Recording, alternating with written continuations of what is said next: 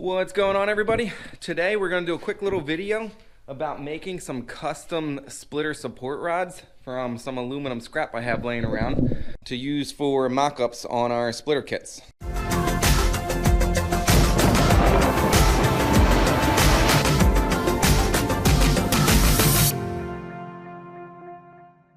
Alright, so in a previous video I mentioned we're going to be doing splitter kits on these. The canards are done and are available on the website. I'll put a link to them below. The splitter, they should be available probably middle of December 2021. So if you're watching this in the future, they'll already be on the website. But what I think might make a neat little video is turning down some splitter rods that we're going to need to make in order to make this whole kit kind of work together. I am going to throw myself under the bus a little bit because you can see how much of this opening that I took out. So once these rods are kind of mocked up, you know, you can do something much nicer. So don't think you have to cut all this out. That's just because I'm going to be in there. I need room for my hands with everything on to get everything lined up. So just keep that in mind. So you can see the bracket in there. At least I think you can. So there's the one rod end coming off of it. That's going to go right there down to the splitter. And fortunately with 3D printing I can kind of just make, you know, a little mock-up of what I want and like where it needs to go before I turn this 3D printed piece out of aluminum. So what I did was use this little piece of steel tube, and it's easy enough just to slip it in there and then put it up there and kind of, you know, get a length that I need. Now I can take this steel tube and I cut a piece of aluminum, and what I need to do is drill and tap the end of the aluminum. Now in order to do this, we're going to use my little mini lathe. It'll be fine because we can run the long tube through the end all the way out to, you know, center drill it and tap it. And you also need, I guess, left hand thread. So this is the left hand thread with the CML4. These are from McMaster. And then right hand thread, which I'm actually using for mock-up. And obviously the other one thing you're going to need is a drill and a tap. For the rod ends, I got a 1/4 28. So this is the right hand, and then you also obviously need a left hand thread tap as well.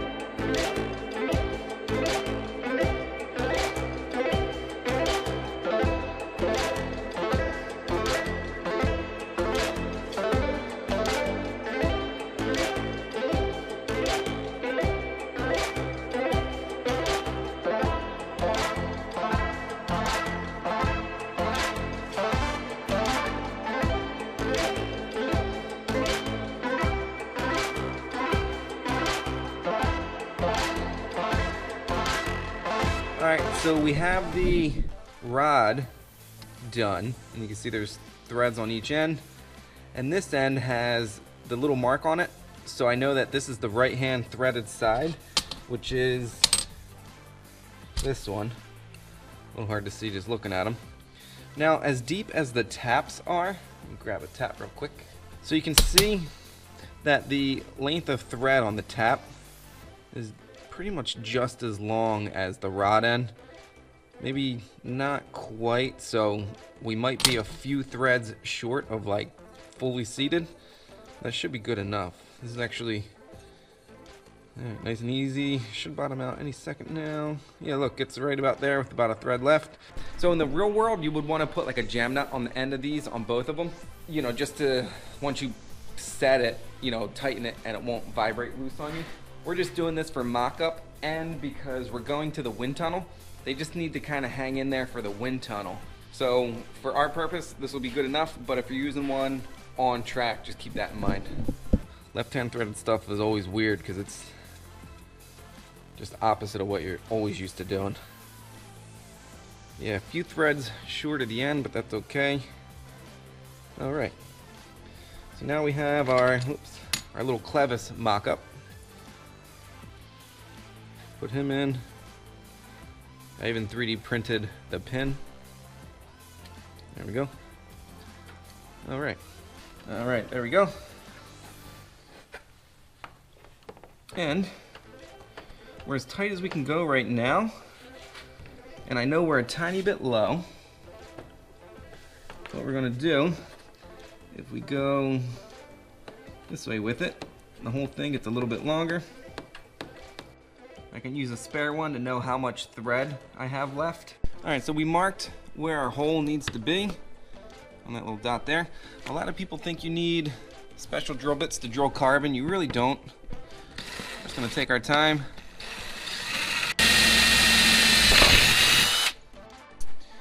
All right, so I got everything marked up on both sides, and I'm happy with how our adjustment rod is so far. So now what we're gonna do is turn this little 3D printed, clevis into aluminum, because even in the wind tunnel, this 3D printed part won't hold up.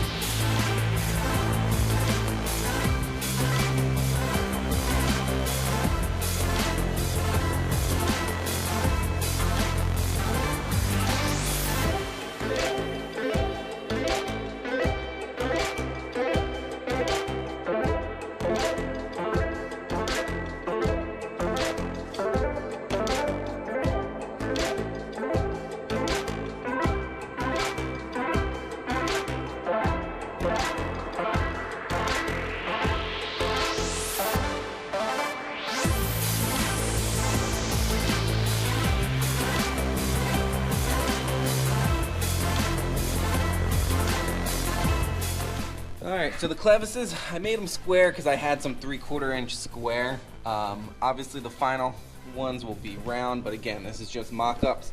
But you can see as we just turn this, you know, how the splitter, the leading edge can come up and down. So that way, once it's on the car, you can get proper splitter angle. That's a whole nother video on setting up the splitter when I get this done. But yeah, this was just a quick little video because I haven't done one in a little bit.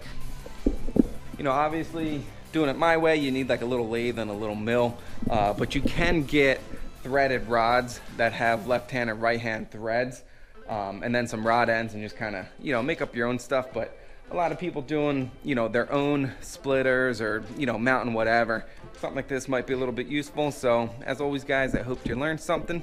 Thanks for hanging out, and I'll see you guys in the next one.